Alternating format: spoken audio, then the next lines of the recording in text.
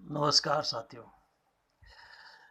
आज पूर्व माध्यमिक विद्यार्थियों के लिए एक बहुत ही महत्वपूर्ण भूगोल ज्योग्राफी का एक टॉपिक समझना चाहते हैं, और वो ये है कि जो हमारी पृथ्वी है, जो गोल है, ग्लोब की तरह गोल है, और उस पर जो तमाम अक्षांश और देशांतर रेखाएं हैं, उनकी क्या स्थिति है, और उसके अकॉर्डिंग जो अंतर्राष्ट्रीय समय का जो मानक है उसका किस तरह से गणना की जाती है। और जैसे मान लीजिए कि जो हमारा इंडियन स्टैंडर्ड टाइम है और जो ग्रीनविच स्टैंडर्ड टाइम है, उसमें जो अंतर है, जो टाइम लैग है, तो वो किस आधार पर तय होता है। बांग्लादेश का समय, भारत का समय, पाकिस्तान का समय, सबके समय में आधे आधे घंटे का अंतर है।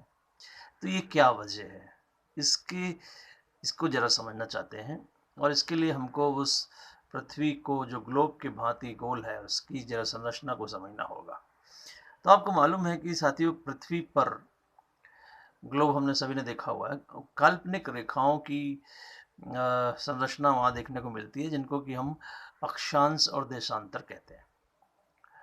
अक्षांश, देशांत, अक्षांश का मतलब ये है कि जो पूरब पश्चिम दिशा में जो दिशाएं होती, जो रेखाएं खिंची हुई होती है, काल्पनिक रेखाएं, वे अक्षांश हैं।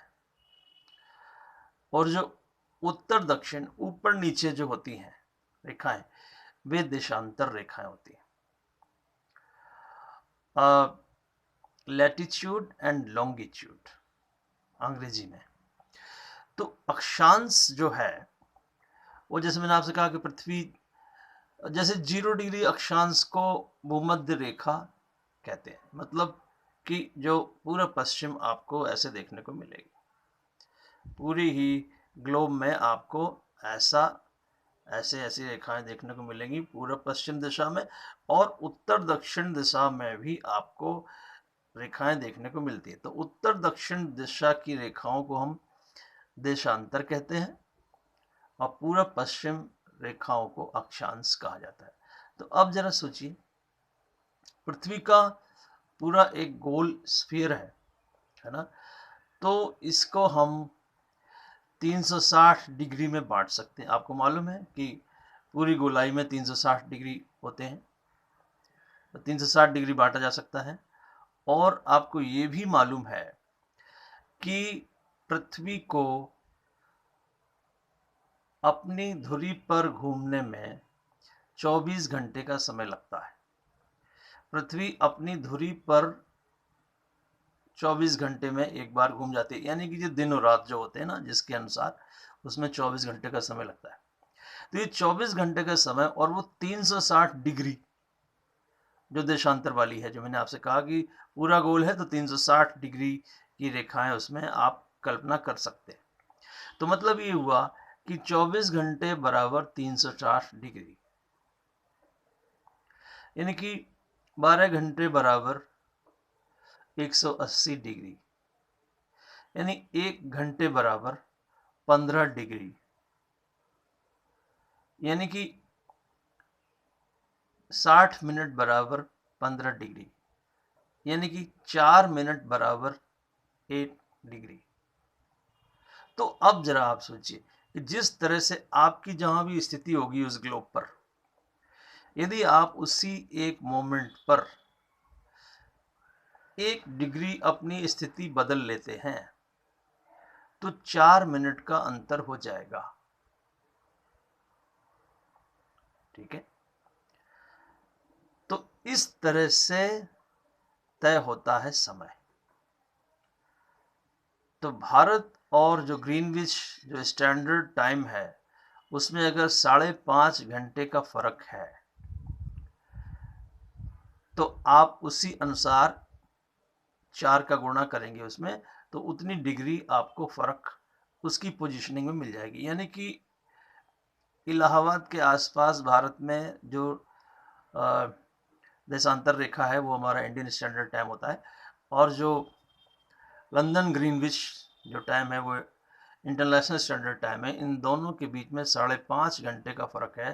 तो इसको आप एक बार जरा मिनट बना लीजिए,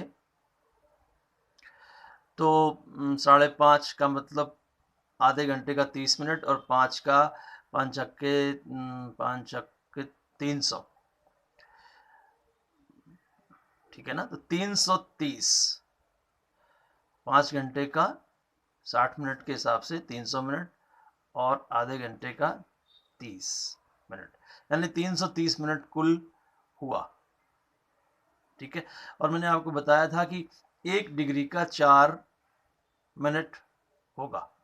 तो 330 में जब आप 4 का भाग देंगे तो लगभग 80-82 डिग्री के आसपास आएगा। इसका मतलब कि भारत का स्टैंडर्ड टाइम यानी इलाहाबाद के आसपास और लंदन के आसपास के बीच का जो अंतर है, मतलब यदि मैं बात करूं इन टर्म्स ऑफ लॉन्गिट्यूडनल जो डिफरेंस है वो हो गया 82 डिग्री का। तो 82 डिग्री अंतर होने के कारण 5.5 घंटे का समय अंतराल होता है। आप जैसे जैसे बढ़ते जाएंगे पूरा ग्लोब पर आप समय की गणना कर सकते हैं, और आपको ये पता बहुत आसानी से चल सकता है कि जब हमारे यहाँ अभी मान लीजिए 3 बज रहा है तो कहीं 2:30 और कहीं 3:30 क्यों बजेगा, क्या कारण है, ठीक है ना। आप पूरे विश्व में देखेंगे हर समय समय जब जब वहाँ के स्टैंडर्ड टाइम के अकॉर्डिंग नापा जाता है तो थोड़ा थोड़ा अंतर पाया जाता है।